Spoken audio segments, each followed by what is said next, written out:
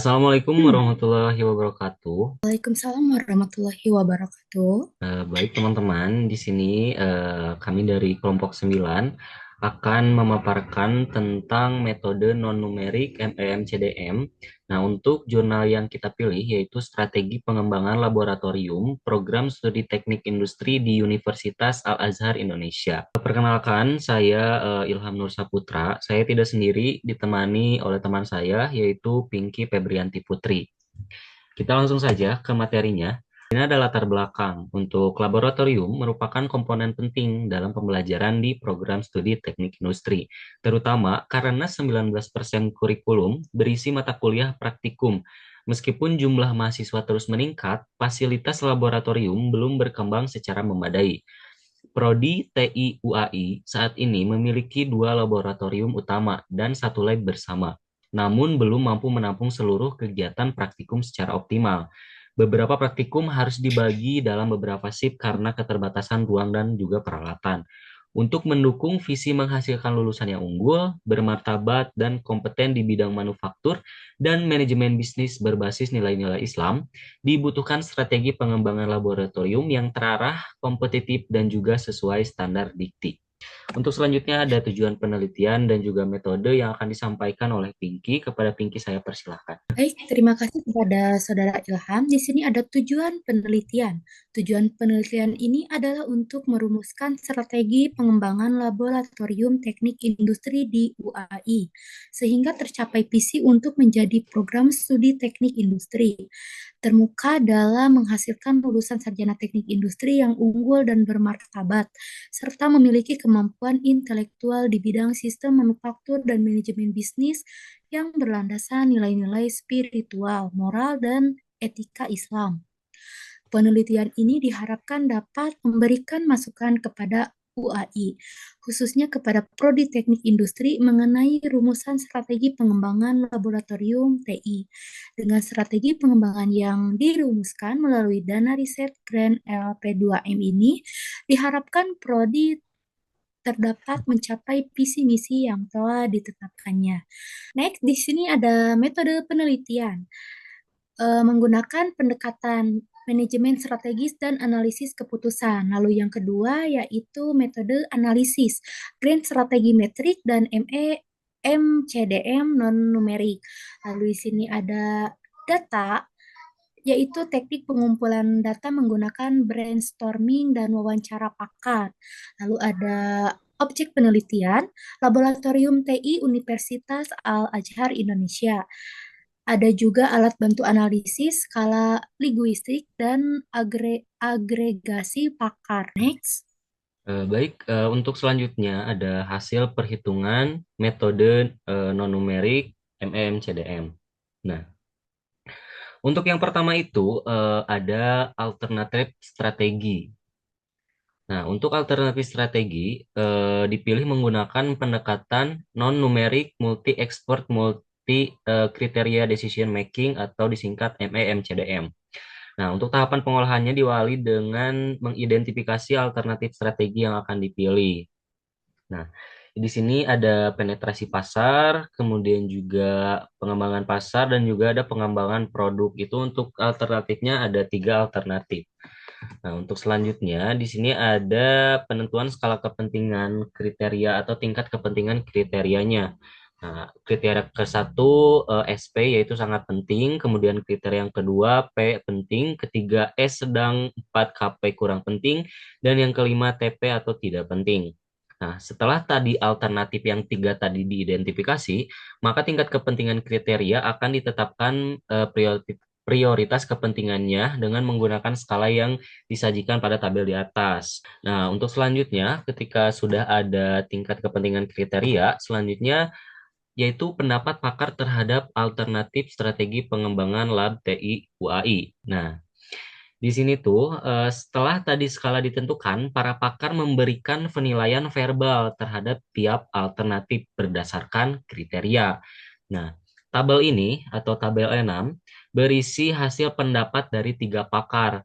Setiap sel di dalam tabel menunjukkan bobot kepentingan yang diberikan oleh pakar terhadap alternatif strategi ini ya. Jadi untuk pakar ke satu Dan untuk alternatif ke satu, pakar ke satu itu memberikan nilai P untuk kriteria ke satu, kemudian kriteria kedua P juga, kriteria ketiga KP, kriteria keempat KP, kriteria kelima juga KP. Nah, jadi di sini ada tiga pakar. Tiap pakarnya itu memberikan penilaian kepada tiga alternatif yang tadi, yaitu penetrasi pasar, kemudian juga pengembangan pasar, dan juga pengembangan produk. Nah, di sini udah ada pendapat pakarnya. Nah, kemudian di tabel 6 ini juga menyajikan hasil pendapat pakar untuk tingkat kepentingan kriteria yang tadi sudah saya sebutkan, sekaligus diuraikan penggabungan pendapat pakar dengan menggunakan nilai CRIPS dari rata-rata geometri atau Center of Geometry. Nah, data pada tabel ini itu diolah dengan agregasi kriteria dikurang pakar. Hasil agregasi kriterianya itu disajikan pada tabel selanjutnya. Nah, untuk hasilnya itu seperti ini, teman-teman ya. Nah, di tahap ini dilakukan penggabungan pendapat pakar untuk setiap alternatif menggunakan metode Center of Geometry tadi. Karena datanya itu bersifat non-numerik, setiap skala verbal sebelumnya itu dikonversikan ke bentuk ordinal. Misalnya, tadi SP atau sangat penting itu nilainya 5, kemudian P itu nilainya 4, dan seterusnya. Nah, ketika tadi sudah menggunakan metode Center of Geometry, lalu kita cari nilai tengahnya dari ketiga penilaian tiap pakar. Dan hasilnya itu dikembalikan ke bentuk verbal nih. Seperti yang ada di hasil agregasi penilaian pakar ke satu, yaitu S. Berarti itu sedang. Nah, kemudian kedua S juga, dan ketiga P. Nah, hasilnya itu agregasi pakarnya itu P untuk alternatif ke satu. Dan untuk alternatif kedua, penilaian hasilnya itu S, kemudian yang kedua S juga, dan yang ketiga juga S sama. Nah, agregasi pakarnya berarti S. Kemudian yang alternatif ketiga yaitu pengembangan produk. Untuk hasil agregasi penilaiannya itu yang pertama P atau penting ya. Nah, kemudian yang kedua ada S, dan yang ketiga juga ada S. Nah, untuk hasil agregasi pakarnya yaitu P atau penting. Nah, tabel 7 ini menunjukkan jadi bahwa strategi pengembangan yang tepat untuk lab TIUAI adalah melakukan penetrasi pasar dan pengembangan produk. Melalui penetrasi pasar, prodi ini akan mampu menghasilkan pemasukan sendiri tanpa tergantung dari banyaknya jumlah yang masuk. Seperti itu. Nah, kenapa penetrasi pasar dan pengembangan produk yang dipilih? Karena dua-duanya sama memiliki nilai P atau yaitu penting. Kita bisa sebut penting P itu ya. Nah, seperti itu kan udah dihasilkan bahwa yang dipakai untuk strateginya yaitu penetrasi pasar dan juga pengembangan produk. Baik, selanjutnya yaitu ada pembahasan. Untuk pembahasan akan disampaikan oleh Pinky. Saya persilahkan. Baik, teman-teman, di sini saya akan menjelaskan tentang pembahasan. Jadi, pada penelitian ini, pemilihan strategi pengembangan laboratorium dilakukan melalui pendekatan non-numerik, multi-aspek, multi-kriteria, decision making MEMCDM, yaitu suatu metode yang digunakan untuk mengambil keputusan berdasarkan pendapat beberapa pakar tanpa menggunakan data non-numerik. Metode ini cocok digunakan ketika data bersifat kualitatif dan memerlukan penilaian subjektif dari para ahli.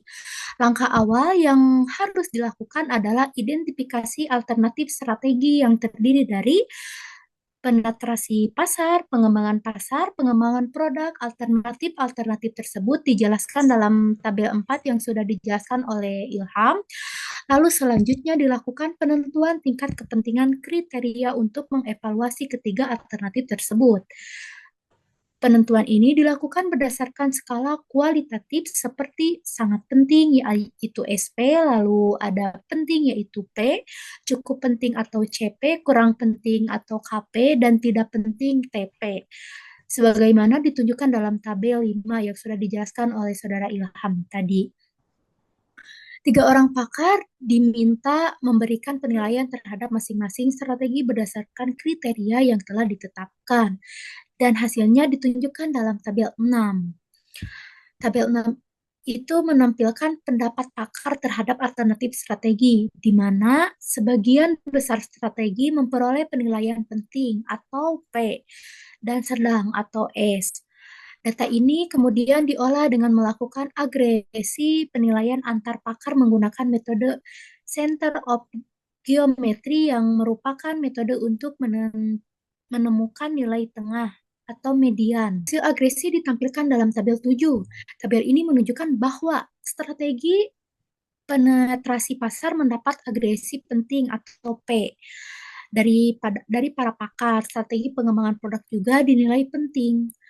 Sementara itu, strategi pengembangan pasar hanya mendapat penilaian sedang atau S. Berdasarkan hasil tersebut, dapat disimpulkan bahwa strategi pengembangan yang paling tepat untuk laboratorium TI UAI adalah penetrasi pasar dan pengembangan produk. Lalu strategi penetrasi pasar dianggap penting karena apa? Karena dapat meningkatkan kemampuan laboratorium dalam menarik pengguna atau pemakaian jasa lab dari dalam institusi sendiri maupun dari luar melalui kegiatan pelatihan, workshop, atau in-house training.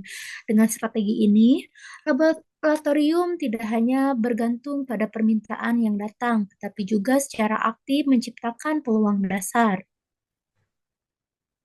Sementara itu, strategi pengembangan produk dipilih untuk memastikan bahwa layanan atau fasilitas laboratorium tetap relevan dengan kebutuhan industri dan pengembangan teknologi. Dengan kata lain, pengembangan produk akan memperkuat daya saing laboratorium melalui inovasi layanan, modul, ataupun teknologi yang digunakan. Terima kasih. Baik, untuk kesimpulannya, berdasarkan hasil perhitungan menggunakan pendekatan MEMCDN non-numerik, strategi pengembangan laboratorium yang tepat untuk lab TIUAI adalah penetrasi pasar dan juga pengembangan produk. Kedua strategi tersebut memperoleh agregasi penilaian tertinggi dari para pakar, yaitu masuk dalam kategori penting atau P, sebagaimana ditunjukkan dalam tabel yang tadi telah saya jelaskan. Nah, strategi penetrasi pasar dinilai mampu meningkatkan jumlah pengguna laboratorium secara aktif melalui kegiatan seperti pelatihan, workshop, dan juga in-house training. Strategi pengembangan produk dianggap penting juga untuk menjaga relevansi layanan laboratorium dengan kebutuhan industri dan juga teknologi terkini, sehingga memperkuat daya saing laboratorium. Nah, sementara itu, strategi pengembangan pasar mendapat penilaian lebih rendah dan tidak menjadi prioritas utama. Dengan demikian, yang diambilnya itu penetrasi pasar dan juga pengembangan produk karena termasuk ke dalam kategori penting. Seperti itu. Nah, di sini juga ada saran. Baik, next. Nah, ini ada saran. Nah, dalam rangka menghadapi akreditasi BAN PT 2014 mendatang, Prodi TI sudah harus mempersiapkan strategi untuk mengembangkan labnya. Kedua strategi ini akan sangat strategis jika diterapkan dalam pengembangannya, mengingat tren jumlah mahasiswa yang terus meningkat hingga saat ini. Pendekatan pengambilan keputusan dengan sistem puji juga dapat digunakan untuk pengembangan penelitian ini. Penelitian ini dapat dikembangkan untuk strategi pengembangan laboratorium prodi lain di UAI. Pendekatan manajemen strategi selain grand strategi metrik dapat digunakan untuk melakukan formulasi strategi matriks Boston Consulting Group atau juga matriks General Electric dapat digunakan sebagai salah satu alternatif. Seperti itu. Baik, mungkin sekian materi yang kami paparkan.